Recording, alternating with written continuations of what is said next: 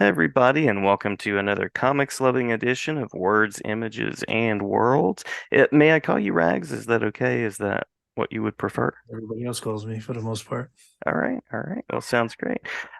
Delighted and honored on this episode to be talking with comics creator Rags Morales. Rags, thank you for jumping in and taking some time, and thank you also for the beautiful art that is on display behind you as well. Yeah, it's a copy of Frazetta's The Werewolf Oh, nice, nice, very nice. Yeah, in Eastern Pennsylvania, so I'm not too far away from the Frazetta Museum. nice. Well, of course, I know you best for a lot of work for DC, but you've worked Mm. for a good number of folks, a good number of companies, Turok. You've worked in the world of Marvel. You've worked in a variety of spaces on a variety of characters, and really an impressive list of characters that are part of your history.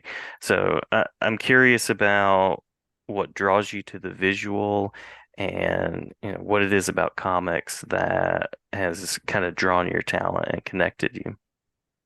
Well, it was quite of kind of like a collision of a bunch of things. Hmm. When I was younger, my father was an Eagle Scout, so I had to be in the Boy Scouts. And I had a subscription to Boys Life magazine. And between the covers of Boys Life and the Ma Bell telephone books that used to come to the house Hmm. uh, back when and everything was a landline, I got a heavy dose of Norman Rockwell. And I was super impressed, not just with the realism, but with the storytelling and the caricature of it all.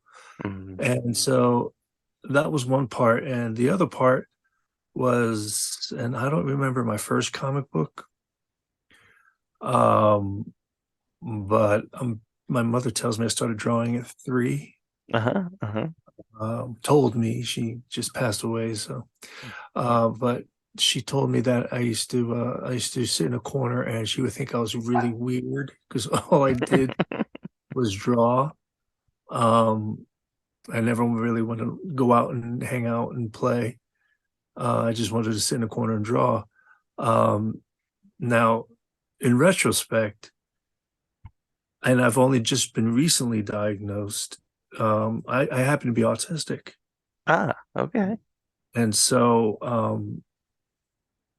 the whole classic, hyper focus and Hmm. obsession with things uh, was probably, the Autism Boys Life magazine and probably a giant size edition of Superman or something.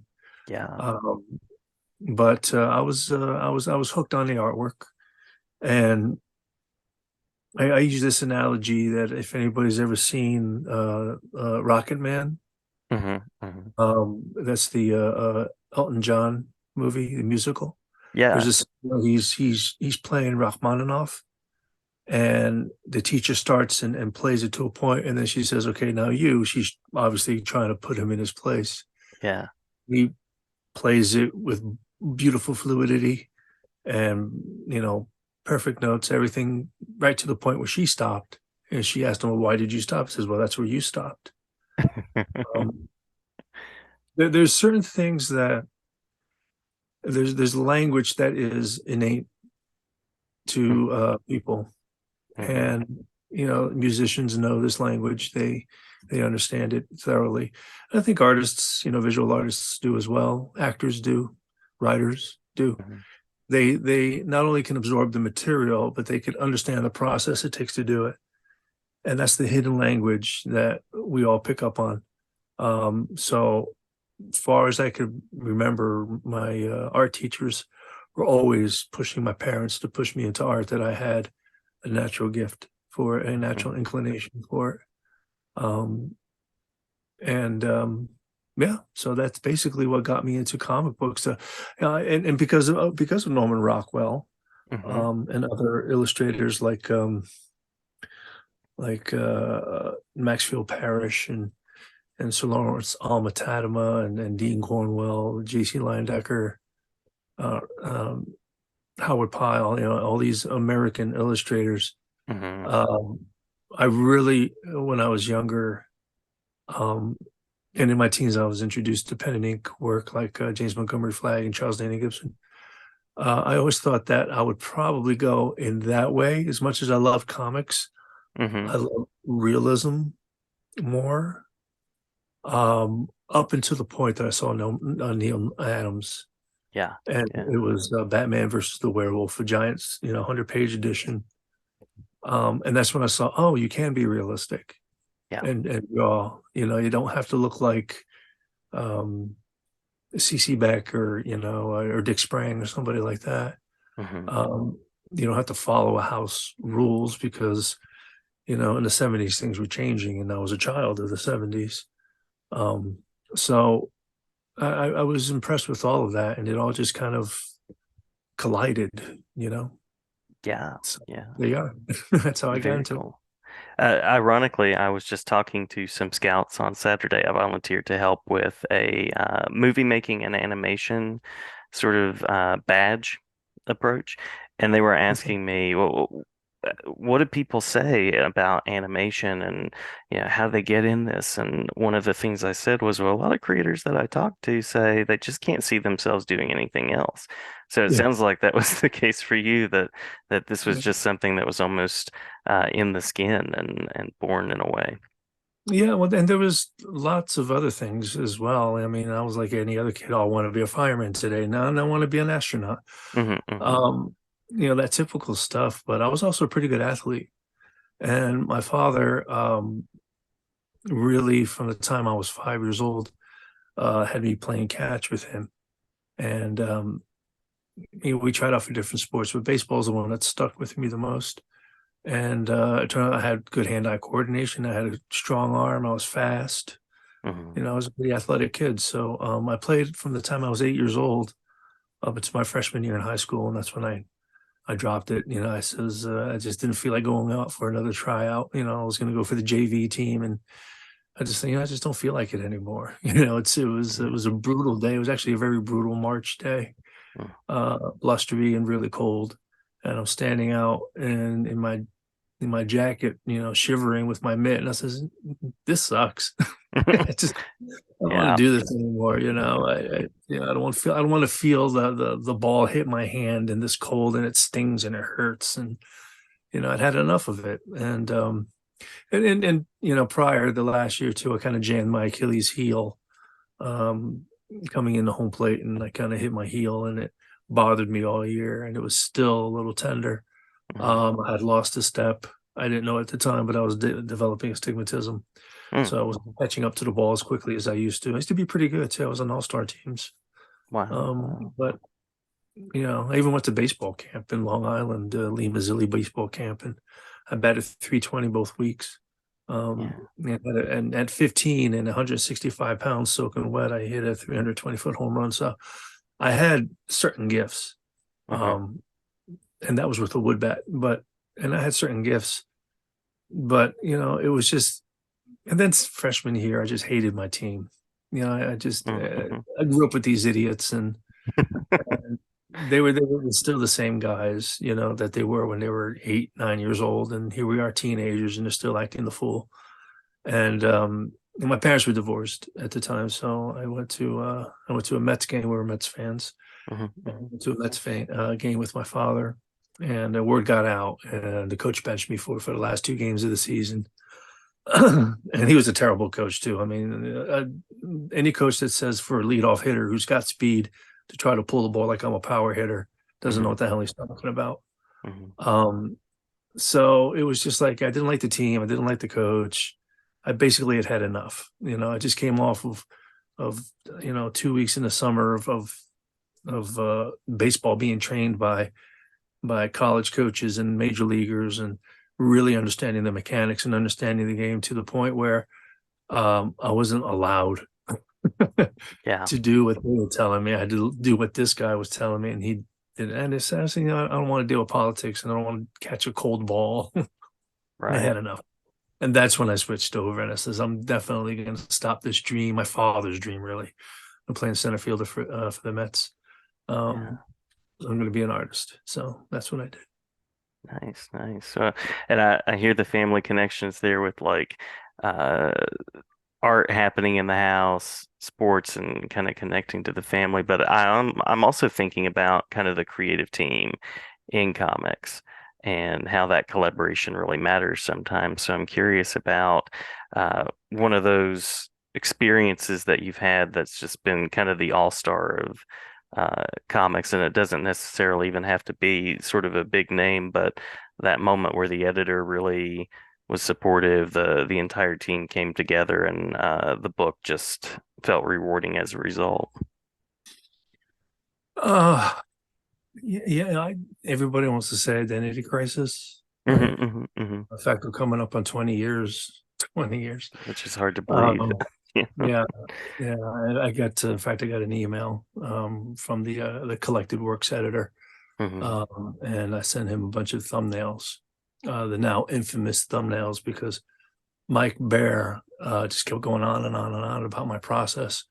That was that year and leading up to that year, the 2 years prior to it when I was doing Hawkman, Hmm. I was working with Jeff Johns, who's a terrific writer, working with Mike Bear, who's a phenomenal artist. I mean, people say inking like it's a separate entity. Hmm. Um, and back to a baseball analogy, I've often called inking like bullpen pitching. You Hmm. know, Hmm. pencils have 5 pitches, 4 pitches. Uh, Inkers have 2 or 3. But this sometimes you run into an inker who has 5 pitches, and Yeah. Mike Bear certainly is that. He unfortunately ran into what they call oh geez, what do you call that when typecast? He was Oh. typecasted. Hmm. He was Hmm. such a good inker that he became so valuable as an inker, and it's only because he knows how to draw. And to be able to draw with ink is what an embellisher is. Hmm. Most of inking today is so specialized, and if you can follow someone's lead and do a perfectly crisp line, that's what they think inking is, and that's why they're called tracers. But no, you look at Joe Rubenstein, you look at Hmm. Tom Palmer, you look at Terry Austin. There's these inkers, Joe Sinnott, who bring something with them. Hmm. And Hmm. honestly, even these so-called tracers, if you take the same drawing and have 4 people do it, they're all going to bring a little something different. And part of Yeah. it's their tools and how they use their tools and the angle they hold it and everything like that. Um, to be a really good inker, and it took me many years to do this myself till I can become an inker or an embellisher, is the ability to draw with ink. Hmm. Um, because it's basically you get one shot. You Yeah. don't have the No not a lot. erasing. So and you don't want to hand in a board with thick with white out and, Yeah. and Right. trying to hold it all together. But so that's the thing with inking. And Mike Bear and I went back to Hawkman, and we worked with Jeff, and we had Peter Tomasi, and we're very proud of this fact that not only did we beat the number of books of a Hawkman title, I think Hmm. 15 with Joe Hubert and Canager, they did I think 15 issues, maybe with Murphy Anderson as well. Um, but um, but we did 21 Hmm. and Hmm. carried on a couple issues more, and then it went on to a Hawk Girl spinoff, or was it Hawk Woman?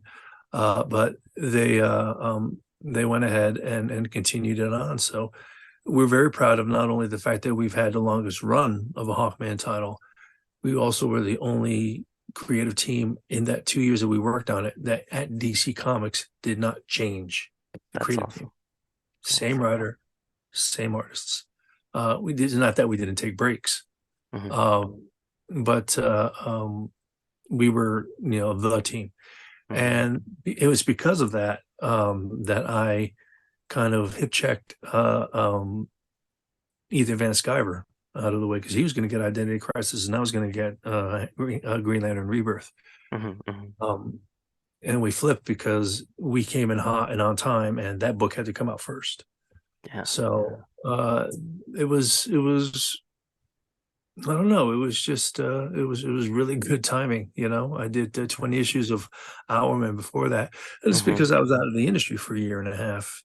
Prior to Hourman, I was foreclosed on and went through a divorce and went bankrupt all within the same 2 year Oh, span. wow. So I was kind of starving, and trying to keep it together. And this was post speculation boom where the industry was just trying to get itself back up again. Hmm. Um, all the extra titles were gone, so there's a lot of extra work wasn't available. Um, a lot of the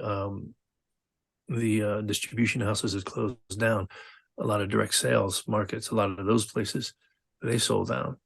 Sold went down. So it was a combination of things and my hunger and finally, to be honest with you, finally getting some mainstream work. The first thing I did coming out of that situation was a little bit called The Flash's Infinite Crisis, Hmm. with Hmm. the Flash. And I was able to do a bunch of different characters for the first time. I was allowed to do, I mean, Black Honda in the last issue, I did Batman, but beyond that, I didn't get a chance to do Plastic Man or the Flash, or I think Martian Manhunter was in there. Hmm. Hmm. So it was kind of eye opening for them, and they were bringing me back in, and so I really had to take advantage of it, Yeah. um, Yeah. and I was single, and I'm Hmm. the kind of person that relationships does affect me, and I've gone through a couple of divorces in the process, so part of that was part of the problems I was going through, keep maintaining work. But that's years later. At the time, I was really pumping out books, and Hmm. 20 issues of Owlman, 21 issues of Hawkman was perfect for what they needed to do. Um, Identity Crisis, and so Yeah. with that group, Meltzer, my God, what a writer! Yeah. Um, Yeah. Brad he really writes intimately, Hmm. and I Hmm. draw intimately. I think I'm pretty good at body language and expression and acting. Yeah.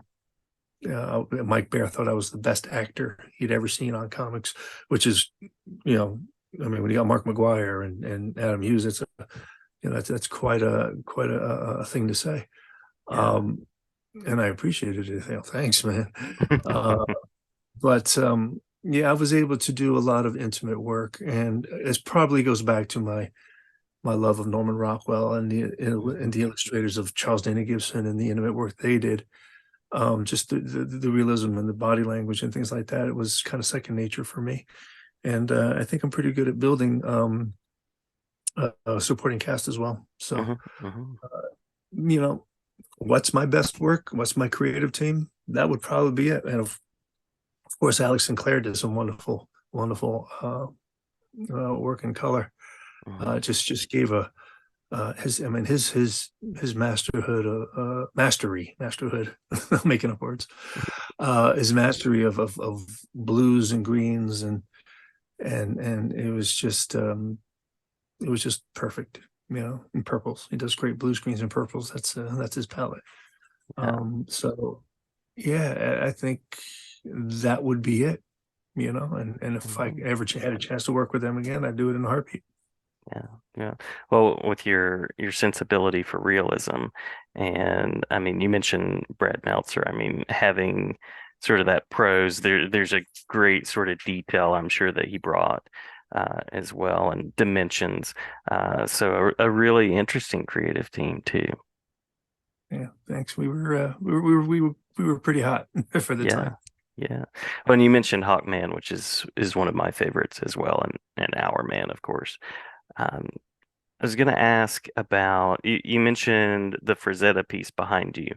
And a little bit earlier, you're talking about Neil Adams and the werewolf, which got me thinking about you have this realism that you bring, but you also get to use realism to show things that are beyond what could typically happen in real life. So curious about the challenges of that as an artist to kind of bring that vision of the world, but then, you've got a guy with wings, you've got, superhero characters that are doing sort of boundless things.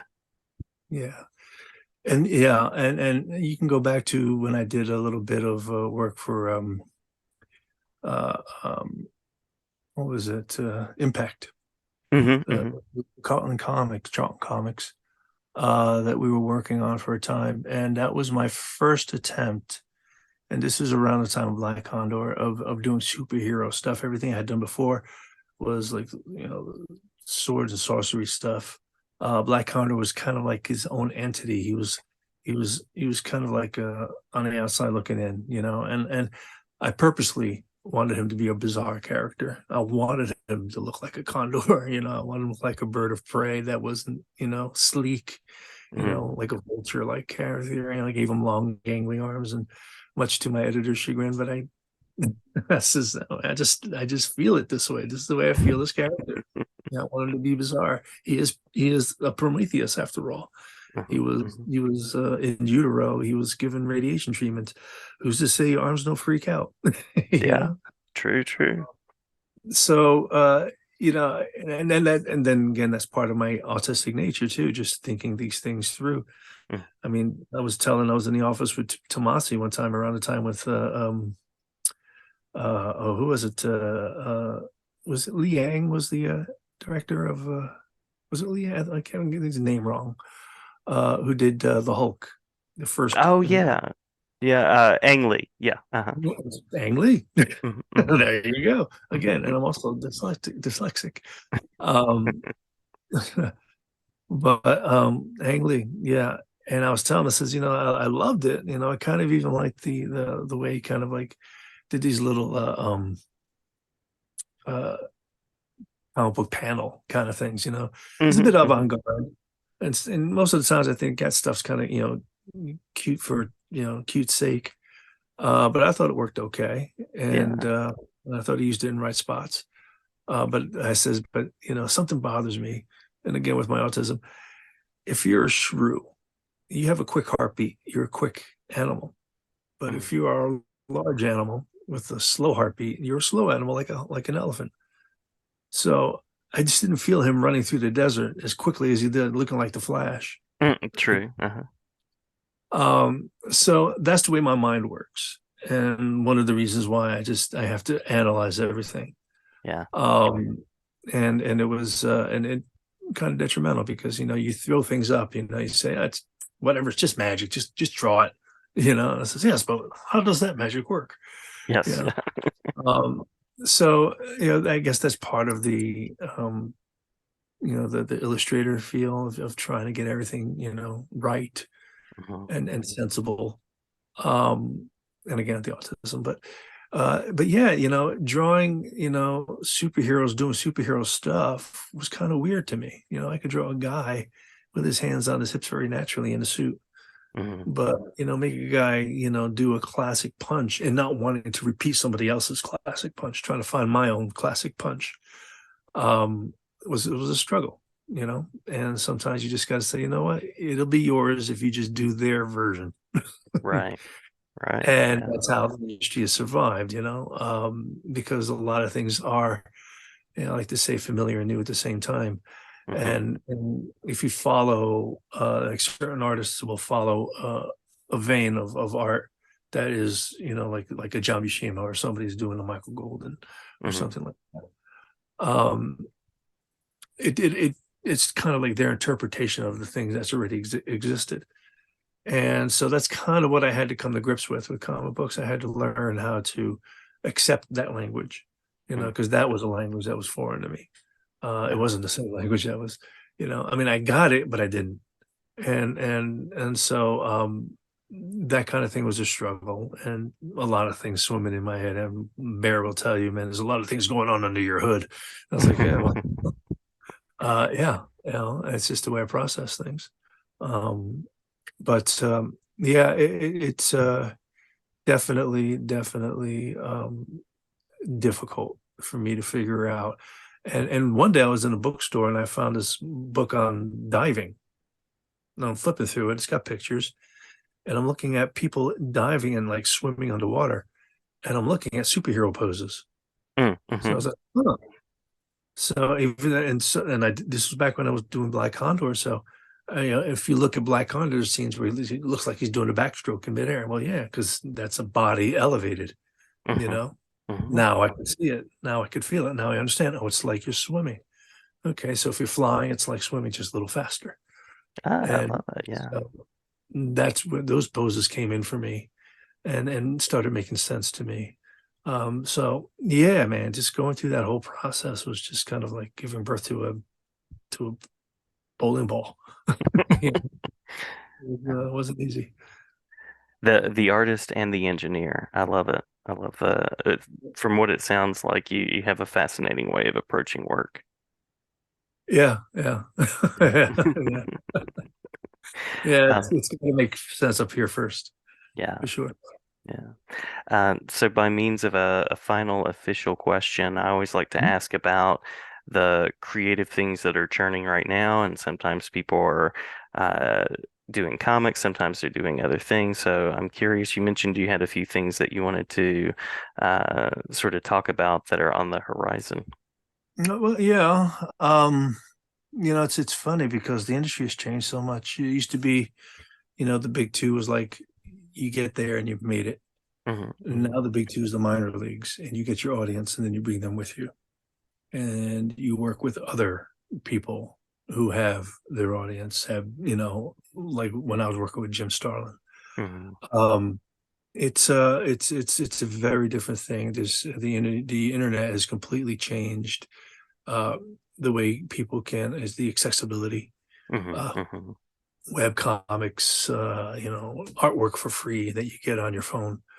There's just so much that's inundated, and while it's very exciting, the possibilities, it's also, you know, overwhelming because Hmm. now you're working with so many talented amateurs who've never had a break, or so many people in some other fields that are now presenting their work, that you wouldn't otherwise find it. Animators or sculptors or teachers or that kind of thing.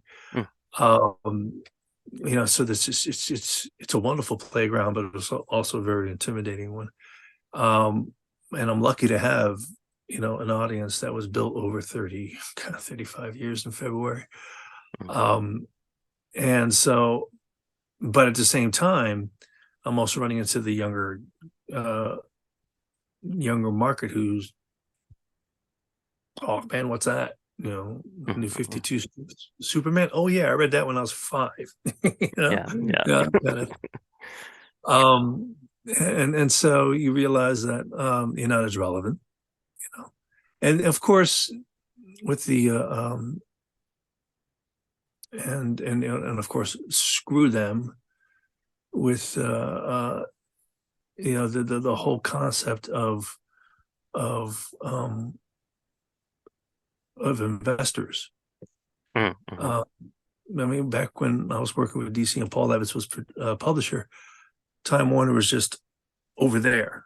Right. What we did in house is what we did in house, and so long as we showed 15% increase in sales, um, you know, and that usually was in the form of a summer event. Um, they were just very happy. There's a couple of extra bucks going over, to those guys. Then the computers came in and started making the fantasy a bit more viable. Mm-hmm. You know, I remember having a lot of really crappy live action superheroes. I mean, what they did to Marvel in the 70s was a travesty. Captain Marvel or Captain America, I'm sorry. And that Spider-Man was just like, how could you do that to Spider-Man? Um, but when you're a kid, you kind of like you invest yourself. You say, Hmm. okay, this is what I got. And, I mean, they did a Justice League movie that was just, oh my god. Uh, um, so the only thing that really made that was the only things that were good were Wonder Woman and the Hulk. That was it. Hmm. beyond that, we had to wait for Richard Donner to give us a Superman that made sense, that looked great. Hmm. That wasn't black and white. And so, and even though it kind of came to color at the end, but still, um, or it can't be Batman, you know. So these things were what they thought comic books were, and then computers came in and just changed the game. Now they don't have to do, these fantastic things could look really cool Hmm. and really viable and work really well. And that's when Disney and Time Warner said, "Huh, we're published. We have a publication. We're the parent company of these publications, but we're also a production company. So let's just let's take a little bit more of that money that's possible." And of course, because of the '70s and those crappy TV shows, those crappy movies, the audience wanted to see this particular genre with respect, Hmm. Hmm. and there's went a long way to make it happen. And there's a lot of young actors that nobody even heard of that all of a sudden had a huge audience, you know. And you know, I mean, Christian Bale, bless his heart. The last time I saw anything of his that was good was, American Psycho. You know, he was also in the Rings of Fire, a dragon movie. Hmm. Hmm. You know, but that was basically it. All of a sudden he's Batman. Now he's a huge guy who can yell at people on set. And Right. that's for it later, because his egos now, has gotten more attention.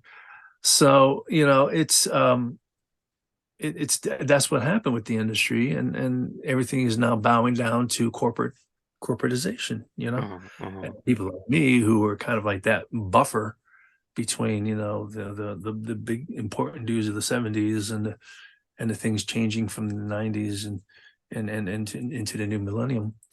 um you know uh, we all of a sudden found out like what it's like to be the first time to get behind a computer. I Hmm. didn't Hmm. grow up with computers, my kids did. you know Right. they can't think of anything without computers.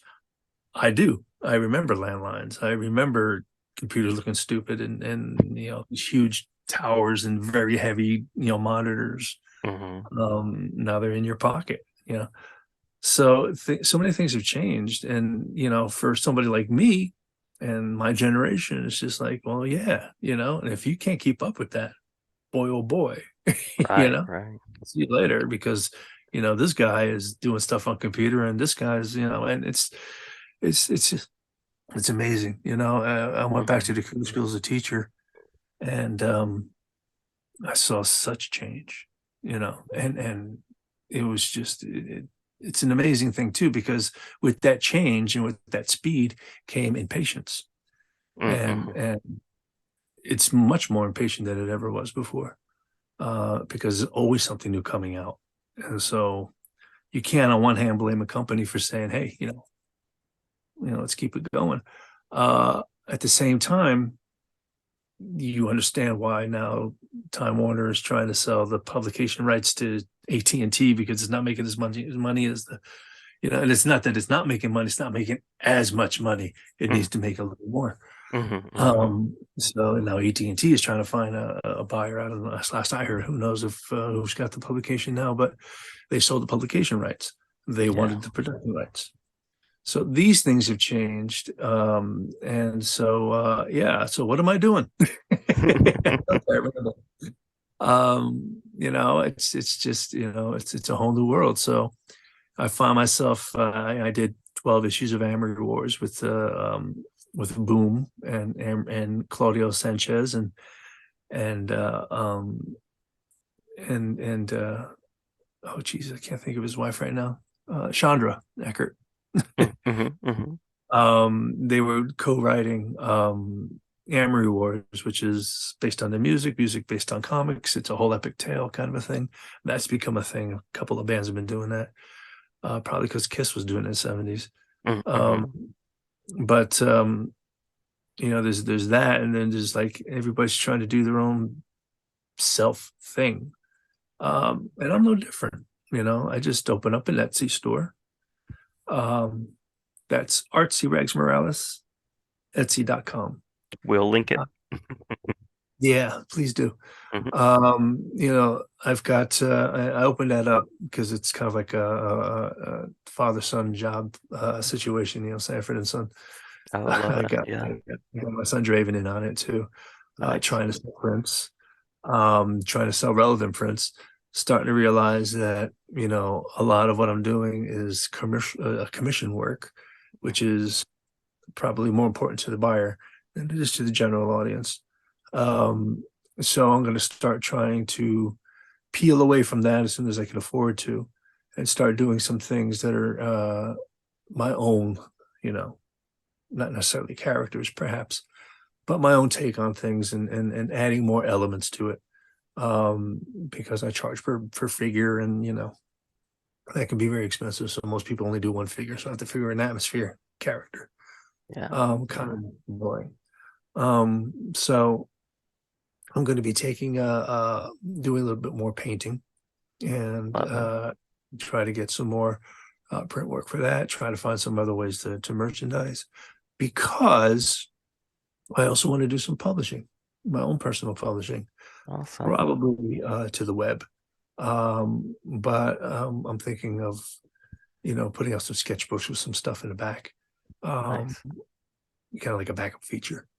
And but I'm going to take my time to do it right because I don't want to be just an artist who just draws, because Harlan Ellison said anybody can write a story, only a writer writes. Hmm. And so I want to learn the craft and I want to actually absorb the process again, engineer, trying to figure out how it works and how to make it work for me. Hmm. Not that my ideas would be great, but then again, everything's been done. So it's again familiar and new and trying to come up with something interesting. And mostly because I just, you know, again with the corporatization of comic books, it's just cats like me just don't work. Hmm. Yeah, yeah, cats like me got to evolve. That's it, evolve or die, and try to learn to swim in new water. Um, so I'll be out there doing the convention tours. I Nice. just okayed one for Colorado in February. Um, so I have my agent working on that, and just trying to come up with some interesting things and interesting ways to promote art. Yeah, And it sounds like work out there and work is on the way. yeah, yeah. It's going to take some time to generate. And much of what I do now is commission work. The book I was doing with Jim Starlin is kind of on hold right now. Hmm. We had it with Dark Horse, but the sales weren't enough to support it. So we're going to do hopefully a Kickstarter eventually. Still waiting to hear on that. In the meantime, I'm doing commission work. Still available for things like covers or small projects. I don't want to do. I'm too old. I'm much too old to do monthly continuity. That's for young people trying to you know prove a point. Right, Um, right. but for me, I would prefer because I want to put more into it. I don't want to have to compromise quality as I have over the years, um, or getting it out on time. I mean, even Identity Crisis, I look at it and I kind of cringe at a few spots here and there. Um, but when that year I did like 263 pages that year or so, and that between that and Black Rain, which was the JSA Hawkman crossover, Hmm. Hmm. prior to that led to that led me to that. That was 3 hot issues into 7, so I did 10 issues in a very short time, and those Identity Crisis issues weren't your standard 20-page, 22-page stories. They were up there in the 30s, 38 pages. So Yeah. those books were very thick. But yeah, so I don't do monthly books. I can't. I'd prefer to do uh, um, graphic novels, miniseries, even a maxi series if it's a good lead time, like I did with Amory Wars. But it's just it's again, swimming in different water and understanding what my fins can't and can't do anymore. Yeah. I do get dry eye now, I found myself having to lay down to refresh. Um, and I still put in, 10, 12 hours, but without deadlines, I tend to take more time to do it the way I would like to do things, that Mm-hmm. is not, necessarily something that is transferable to comic book work, just comic book characters. So the commission work is great. I love it. I do it at my time, at my pace, and it allows for certain things to interfere that I used to have to sacrifice before, like Christmas. you Yeah. know, Yeah. and I spent many time at home working on deadlines when my children and then wife were visiting for the holidays, because deadlines. Um, so it was. I much prefer where I am now, and I do look forward to actually doing some more own personal work, writing and other types of exploration of this type of genre. Um, and yeah, so if you want to follow me, you can follow me on IG, and you can see what I'm up to. Mm-hmm. Instagram, that's rags and hashtags.